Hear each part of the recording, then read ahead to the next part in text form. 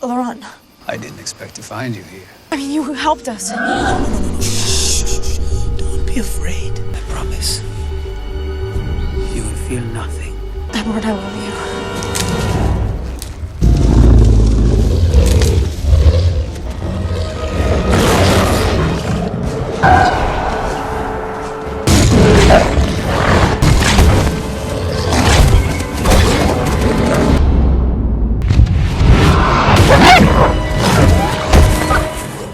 Kamusta kayong lahat? Nandito na naman tayo sa Filipino Chill Recap. At ngayon, pag-uusapan natin ang romantic, fantasy film na tinatawag na The Twilight Saga, New Moon. At bago tayo magpatuloy ay shoutout muna natin si Reyeng Ada Simbajan, Rain Devon Maldos, Dark Nero, Maylin K. Ains, Alan Pablo, Esmer Gogma TV from Coron, Palawan, Melo Montes from Gapan City, Marjon Barbasa from Bacolod City, Roland Sumipo from Wild Honey Hunter Mindanao, at Roldan La Suerte from Davao City. Maghanda na kayo dahil sa mga spoilers na darating. Lahat ay nagpatuloy sa ilalim ng bagong buwan kung saan makikita natin si Bella sa gitna ng isang parang napuno ng mga bulaklak habang pinagmamasdan niya ang isang matandang babae. Hindi natatakot si Edward na ipakita ang sarili niya sa kanya, at bagamat una ay inakala ni Bella na ang matandang babae ay ang kanyang lola at ipinakilala pa niya si Edward, mabilis niyang natuklasan na ang nakikita niya ay ang sarili niyang refleksyon na tumanda na, habang si Edward ay nananatiling bata at dalisay, tinatamasa ang kanyang walang hanggang immortalidad. Biglang pumasok si Charlie sa kanyang kwarto para batiin siya ng happy birthday. Kasama si Renee, nagplano silang bigyan siya ng kamera at photo album para maalala niya ang mga alaala ng nakaraang taon. Lalong naging halata ang pagkabalisa ni Bella tungkol sa paglipas ng panahon nang biruin siya ng kanyang ama na baka may puting buhok na siya, na nagdulot ng kaba sa kanya. Pagdating sa eskwelahan, sinimulan niyang gamitin ang regalo sa pamamagitan ng pagkuha ng litrato ng kanyang mga kaibigan. Nang muli niyang makita si Edward, sinabi niya rito na huwag na siyang batiin ng happy birthday dahil ayaw niyang isipin na siya'y tumatanda, kahit na 18 pa lang siya. Kaagad naman naramdaman ni Edward ang pagdating ni Jacob, na pumunta para batiin siya at nagbigay ng pagkakataon sa dalawa na mag-usap. Nagkwento si Jacob na dumaan lang siya sa bayan para kumuha ng ilang pyesa, at sinamantala ang pagkakataon para bigyan siya ng isang dream catcher. Tuwang-tuwa si Bella sa regalo. Medyo nalito si Edward dahil akala niya ay ayaw tumanggap ng regalo ni Bella. Pero ang totoo, pakiramdam lang ni Bella ay wala siyang maibabalik na kapalit. Ngunit tiniyak ni Edward na sapat na para sa kanya ang simpleng paghinga ni Bella. Dumating si Alice para batiin siya ng happy birthday at mag-abot din ng regalo, habang palihim na minanipula ni Jasper ang emosyon ni Bella para magpakita siya ng konting saya. Sa klase, pinanood nila ang kwento ni Romeo at Juliet na nagpaselos kay Edward sa ideya ng kamatayan, dahil bilang vampira, hindi niya kayang wakasan ang sarili niyang buhay. Inamin niya kay Bella na minsan ay pinag-isipan na niyang gawin ito, dahil natakot siyang baka hindi niya ito mailigtas kay James. Para sa kanya, ang pinakamagandang opsyon ay pumunta sa Italy at iharap ang sarili sa mga Volturi. Sa bahay ng mga Cullen, ipinaliwanag ni Edward kay Bella na ang mga Volturi ay isang sinaunang pamilya ng mga vampira na minsang naging bahagi si Carlisle. Hindi sila nirerespeto ang buhay ng tao, pero may pagpapahalaga sila sa sining at sa iilang batas na namamahala sa kanilang mundo. Ang pinakamahalaga, panatilihing sikreto ang pag-iral ng mga vampira, anuman ang kapalit. Natakot si Bella sa usapan, hindi niya kayang tanggapin na may ibang makakasakit sa kanya, pero sinabi ni Edward na ang tanging makakapinsala sa kanya ay si Bella mismo. Naalala nila na si Victoria ay patuloy pa ring nagbabalak ng paghihiganti, kaya kailangan nilang maging handa. Muli, ipinilit ni Bella na kung gagawin siyang vampira, mas mapoprotektahan niya si Edward. Ngunit alam na natin ang kanyang paninindigan na ayaw niyang gawing halimaw si Bella. Kahit ayaw niyang magdiwang ng kaarawan, nagpasya pa rin ang pamilya Cullen na magdaos ng simpleng salo-salo para batiin siya at magbigay ng regalo. Ngunit biglang nagbago ang gabi nang masugatan si Bella habang binubuksan ang regalo. Agad na naamoy ni Jasper ang dugo at tuluyang nagwala, sinusubukang lapitan siya. Mabilis na rumspan si Edward at itinulak si Bella para protektahan siya. Ngunit hindi lang siya, pati ang iba ay kumilos para pigilan si Jasper. Nang makita nilang malalim ang sugat sa braso ni Bella, nagpasya ang pamilya Cullen na umalis at iniwan si Carlisle para asikasuhin ang sitwasyon. Habang tinatahi ni Carlisle ang sugat, inamin niyang naging doktor siya dahil sa maraming taong pagsasanay. Sa usapan nila, nalaman ni Bella na ang tunay na dahilan kung bakit ayaw siyang gawing vampira ni Edward ay dahil natatakot natatakot siyang mawala ang kaluluwa niya. Pag-uwi, pinaalala ni Bella na darating ang oras na hindi maiiwasan na sila'y magkahiwalay. Muling nagmakaawa siya na gawin siyang vampira, dahil bilang tao, maaari siyang mamatay anumang oras. Pero para kay Edward, ang immortalidad ay isang sumpa. Bago siya pumasok ng bahay, pumiling siya ng huling regalo, isang matinding halik na sumubok sa hangganan ng kanilang kalikasan, kahit ilang segundo lang. Doon nila muling naramdaman ang pagmamahal nila sa isa't isa bago muling naglaho si Edward sa dilim. Kinabukasan, napansin ni Bella na hindi pumasok ang mga Cullen sa eskwelahan. Pag-uwi niya, nadatnan niya si Edward na nagyayang mag-usap sa gubat. Ipinaliwanag ni Edward na kailangan nilang umalis ng Forks dahil nagsisimula ng magduda ang mga tao sa walang hanggang kabataan ni Carlisle. Bagamat tinanggap ni Bella ang sitwasyon at inisip kung paano sasabihin sa kanyang ama, nilinaw ni Edward na hindi kasama si Bella sa kanyang plano. Ipinilit ni Bella na aksidente lang ang nangyari kay Jasper, ngunit ipinaalala ni Edward na delikado pa rin para sa kanya ang manatili sa kanyang mundo. Idinagdag pa niya na hindi na niya gusto ang presensya ni Bella, at upang tuluyan siyang itaboy, sinabi niya na hindi na niya ito mahal. Bago siya tuluyang lumisan, hiniling ni Edward na huwag nang gumawa si Bella ng anumang kapahamakan alang-alang kay Charlie, at nangako siyang hindi na ito muling makikita, na para bang hindi siya kailanman nag-exist. Sa isang huling halik, bigla siyang naglaho, iniwan si Bella na litong-lito at agad na tumakbo upang hanapin siya kahit saan, ngunit nabigo. Habang lumalalim ang gabi, nanatili siyang nakahandusay sa kagubatan, nilamon ng lungkot. Sa kanyang pagbagsak, pinili na lang niyang hindi bumangon, hanggang sa biglang lumabas ang isang lobo mula sa mga puno. Dahil sa pagkawala ni Bella, napilitan si Charlie na mag-organisa ng search party. Sa huli, si Sam ang nagdala sa kanya palabas ng gubat, buhat-buhat sa kanyang mga bisig. Lumipas ang ilang buwan at tuluyang bumulusok si Bella sa matinding depresyon dahil sa pagkawala ni Edward. Araw-araw, nagsusulat siya ng mga email kay Alice, ipinapahayag kung gaano siya naliligaw at hangkag. Sinabi niya na may malaking puwang sa kanyang dibdib na hindi niya kayang punan. Ang sakit na ito ay sinusundan pa siya sa kanyang mga panaginip, kung saan lagi siyang binabangungot at sumisigaw sa gabi. Sa sobrang pagod ni Charlie sa paghihirap ng kanyang anak, sinabi niya kay Bella na balak niya itong ipadala sa Jacksonville kasama ang kanyang ina, umaasang makakalimot siya sa sakit. Tumanggi si Bella, pero pinaalala ni Charlie na hindi na babalik si Edward. Natatakot siya sa kinikilos ng kanyang anak, kaya iminungkahi niyang makipagkaibigan siya at bigyan ang sarili ng bagong direksyon. Pero nagsinungaling si Bella, sinabing nakikipagkita pa rin siya sa mga kaibigan, at nagplano pa siyang mag-shopping kasama si Jessica para makalibang. Ngunit ng gabing iyon, habang kasama si Jessica, labis siyang nabagot. Biglang nakakuha ng atensyon niya ang isang grupo ng mga nagmomotorsiklo. Agad niyang naalala ang oras na iyon sa Port Angeles nang lumabas siya ng bookstore at napaligiran ng mga lalaki, pero biglang sumulpat si Edward para iligtas siya. Sa sandaling iyon, lumitaw ang imahe ni Edward, binabalaan siya na huwag lumapit dahil delikado ang ginagawa niya. Ngunit dahil sa pananabik na muling maramdaman siya, nilapitan ni Bella ang mga lalaki at sumakay pa sa isang motorsiklo, dahilan para muling lumitaw ang imahe ni Edward. Sa huli, natauhan din siya at bumalik kay Jessica, na syempre walang magandang masasabi sa nangyari. Sa mga sumunod na araw, natuklasan ni Bella ang paraan para muling makita si Edward, ang paghabol sa adrenaline.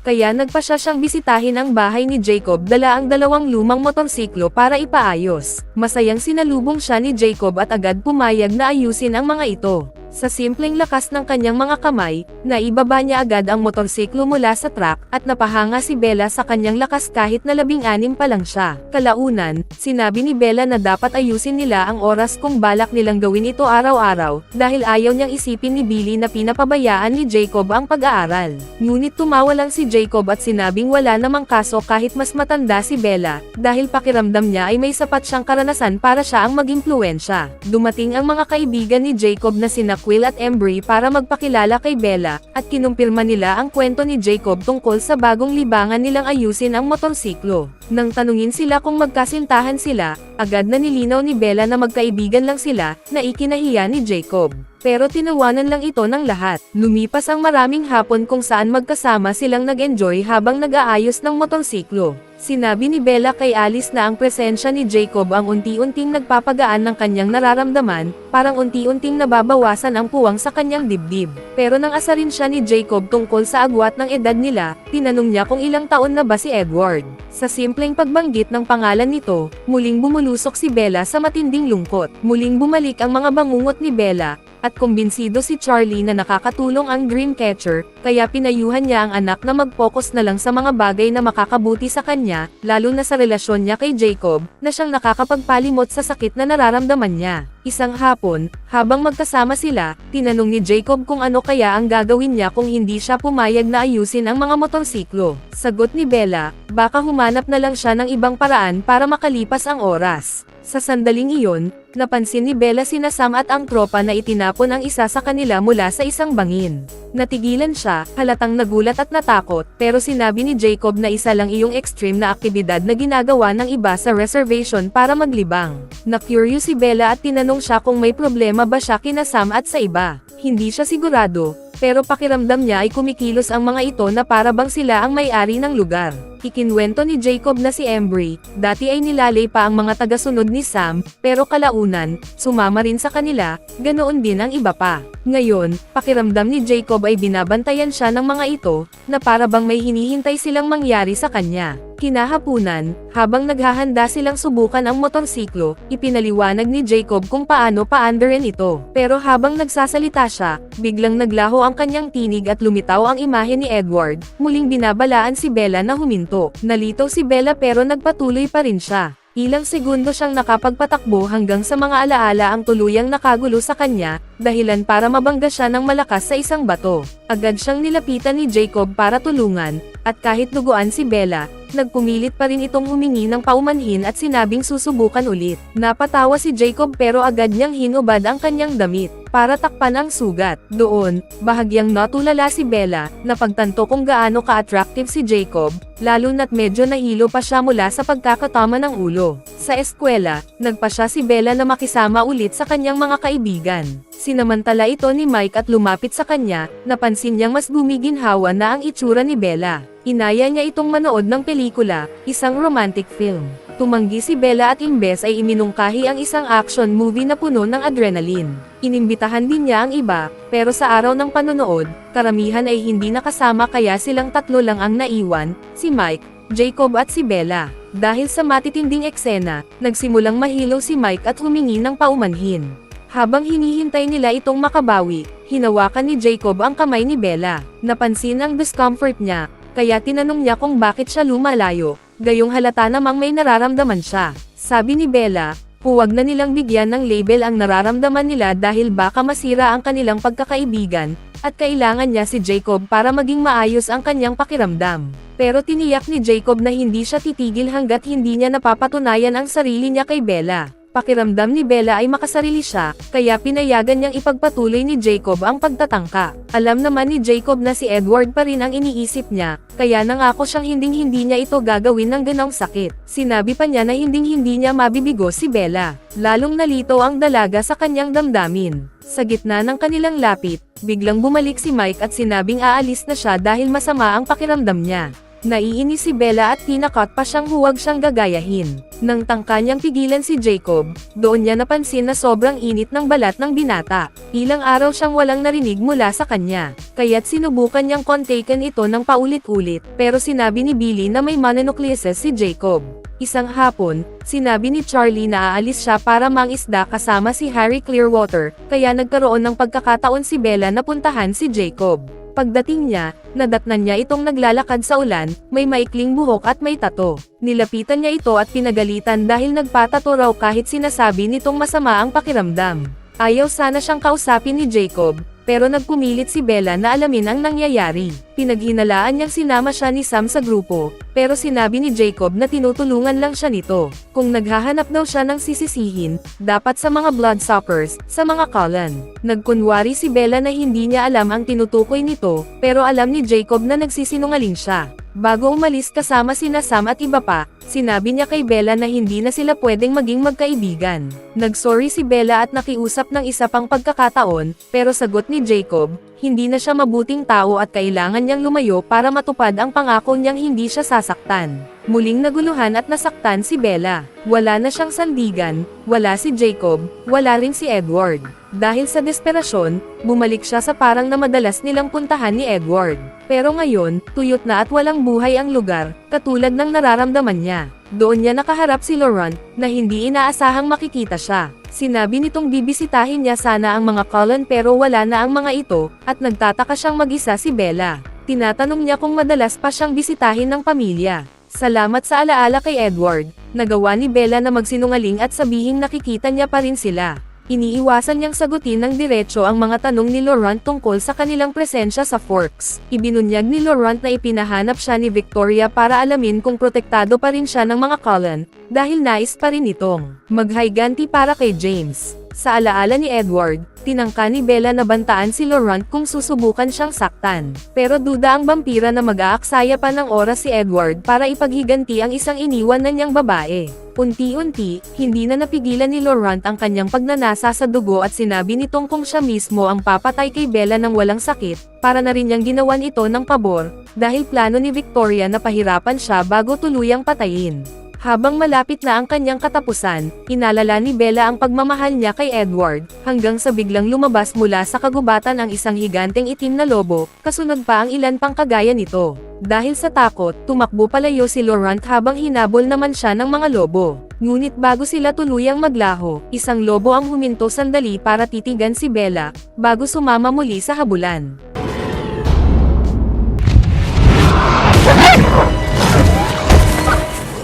Agad umuwi si Bella at ikinwento kay Charlie ang nakita niyang higanteng mga lobo sa gubat. Dahil dito, nag-alala si Charlie at ipinatawag si Harry para mangalap ng mga mangangaso.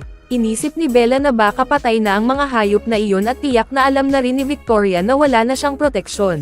Sa kalagitnaan ng gabi, nagising siya sa tawag ni Jacob na nais makipag-usap. Nakita natin siyang umakyat papunta sa bintana ni Bella para humingi ng tawad, pero hindi niya maipaliwanag ang lahat dahil may pangakong hindi niya dapat sirain.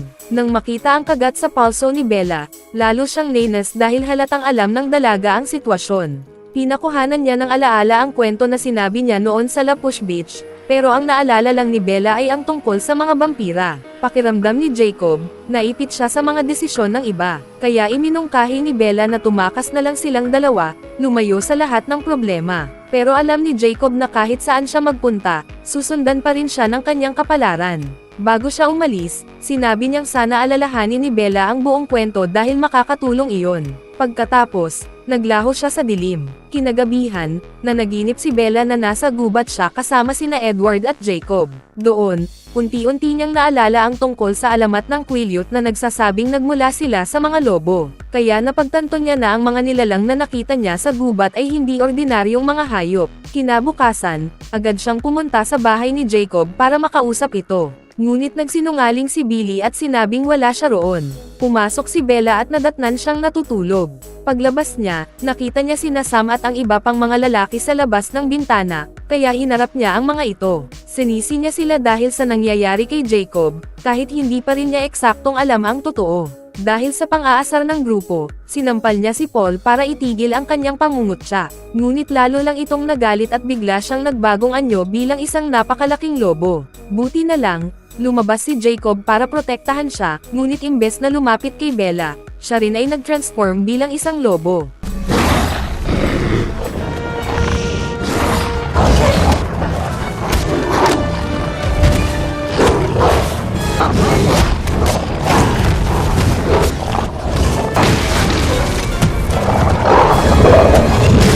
Inutusan ni Sam ang iba na dalhin si Bella sa ibang lugar at pinaalalahanan siyang huwag titigan si Emily ng diretso dahil hindi siya komportable.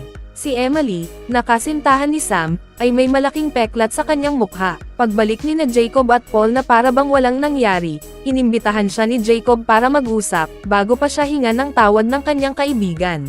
Sa huli, napagtanto ni Bella ang katotohanan, ang kanyang matalik na kaibigan ay isang werewolf. Ipinaliwanag ni Jacob na hindi lahat sa tribo ay nagiging lobo, Kailangan ng espesyal na genes, at nag-a-activate lang ito kapag may malapit na vampira. Natanong ni Bella kung may paraan para mapigilan ang pagbabagong iyon, pero nasaktan si Jacob. Sabi niya, hindi niya kayang labanan ang dugo at lahi na dumadaloy sa kanya. Tinawag pa niyang ipokrite si Bella, dahil nakakasama naman niya ang mga vampira pero hirap siyang tanggapin ang mga lobo. Nilinaw naman ni Bella na ang ibig niyang sabihin, may mga namamatay na malapit sa bayan. Pero itinuwid ni Jacob, tanging mga vampira lang ang pinapatay nila, at iyon ay para protektahan ang bayan, hindi kasama ang pamilya Cullen. Sa kanilang hunt, sinabi ni Jacob na napatay nila si Laurent, pero hindi nila mahuli si Victoria na patuloy na nagtatago, kaya halos lahat ng oras niya, ginugugol niya sa paghahanap dito. Isang araw, nagpunta si Bella sa bangin para muling makita ang imahe ni Edward. Sa parehong oras, nakasalubong ni Harry Clearwater si Victoria. Bago pa siya atakihin, biglang sumulpat si Jacob para habulin ang vampira. Habang tumatakas si Victoria at tumalon sa dagat, si Bella naman ay nagpasya ring tumalon mula sa bangin para muling maramdaman ang presensya ni Edward. Pero muntik na siyang malunod nang maampas ang ulo niya. Sa huling sandali, dumating si Jacob at sinagip siya mula sa malakas na alon. Sa kanilang pagbabalik, nalaman nilang inatake si Harry sa puso at pumanaw na. Habang nagluluksa, ramdam ni Bella ang init at proteksyon mula kay Jacob, at dito nagkwento siya tungkol sa nakaraan ni Sam, na minsang nag-transform at nasugatan si Emily, ang kanyang kasintahan. Ikinatakot ni Jacob na baka siya rin ay makagawa ng ganoong pagkakamali. Pinakalma naman siya ni Bella, sinasabing alam niyang hinding-hindi siya sasaktan ng binata. Naging emosyonal ang sandali, at muntik na siyang halikan ni Jacob, pero umiwas si Bella. Pagdating nila sa bahay, nakita nilang nakaparada ang kotse ng isang Cullen. Umasa si Bella na si Edward na ang dumating, pero pagpasok niya, si Alice ang bumungad. Laking tuwa niya nang muling makita ito, pero agad siyang pinagalitan dahil muntik na siyang mamatay sa cliff diving, na akala ni Alice ay isang pagtatangkang magpakamatay.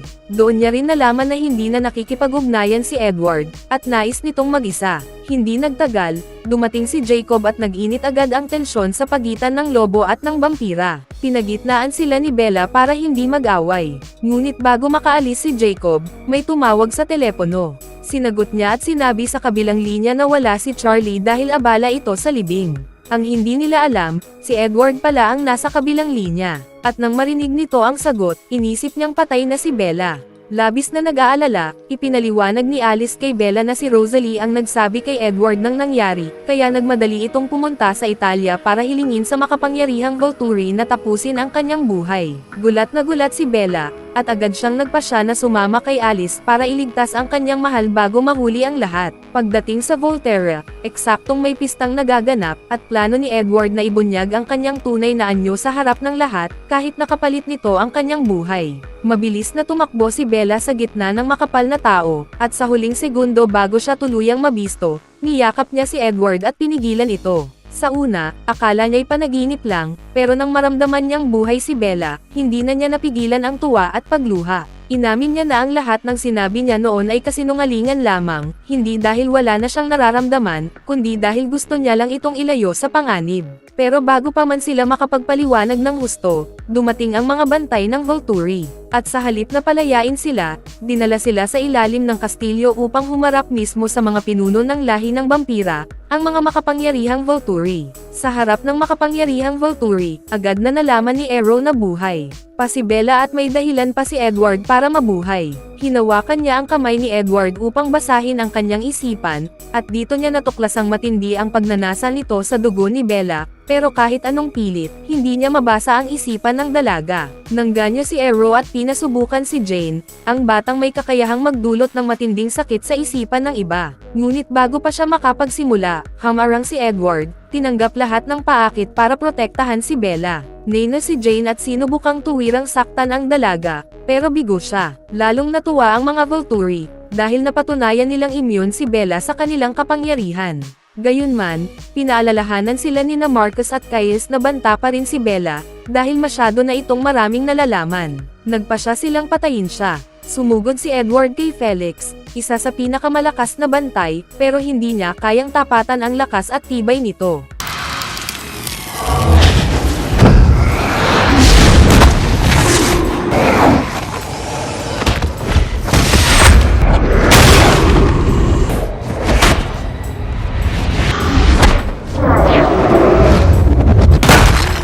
Habang nakikita niyang bagbog ang kanyang mahal, nagsumamo si Bella na siya na lang ang patayin kapalit ni Edward.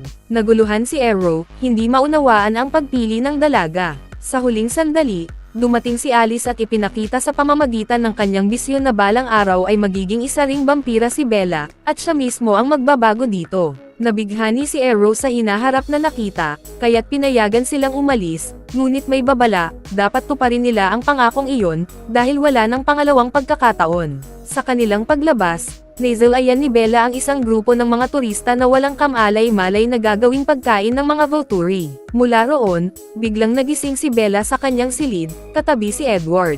Dito siya nagkunwaring handa ng bumawi, ipinaliwanag na iniwan niya si Bella noon para bigyan ito ng normal na buhay, kahit iyon ang pinakamahirap na desisyon sa buong buhay niya. Nangako siya na hinding-hindi na siya aalis at hindi na muling sasaktan si Bella. Pagdating ni Charlie, nagpa siya itong parusahan ang anak dahil sa 3 araw na pagkawala nito. Ngunit sa isip ni Bella, wala na itong halaga, dahil ang mahalaga, magkasama silang muli ni Edward. Sa kabila nito, nagpahayag si Bella na kapag tuluyan na siyang nabago, wala nang makakapaghiwalay sa kanila. Ngunit iginiit ni Edward na hindi iyon kailangang mangyari. Sa hating gabi, muling humarap si Bella sa buong pamilya Cullen at humingi ng boto para sa kanyang pagbabago. Isa-isang bumoto ang pamilya, si Alice, na turing na siyang kapatid, agad na pumabor. Sumang-ayon din si Jasper, upang hindi na siya matukso sa dugo ng dalaga. Si Rosalie lamang ang tumutol, dahil hindi niya nais na maranasan ni Bella ang parehong kapalaran. Ngunit karamihan ay pabor, dahil hindi nila kayang mawala si Edward kung sakaling may masamang mangyari kay Bella. Sa kanilang pag-uwi, nasalubong nila si Jacob sa gubat. Hinarap niya si Edward at pinaalala ang kasunduan, kapag kinagat ng isang Cullen ang isang tao, masisira ang kapayapaan na ilang dekada nilang iginagalang. Pilit siyang pinakalma ni Bella at ipinahayag na kahit gaano pa siya kamahal ni Jacob, si Edward pa rin ang pipiliin niya. Dahil sa selos at galit, muntik nang mag-transform si Jacob matapos itulak ni Edward, ngunit agad pumagitna si Bella upang pigilan ang laban. Pagkatapos, sa isang tahimik na sandali, sinabi ni Edward na handa siyang tuparin ang kagustuhan ni Bella na maging vampira, ngunit may isang kondisyon, bago niya siya baguhin, nais niya munang pakasalan siya.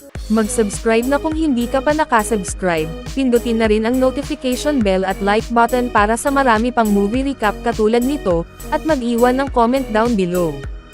And as always, thank you for watching.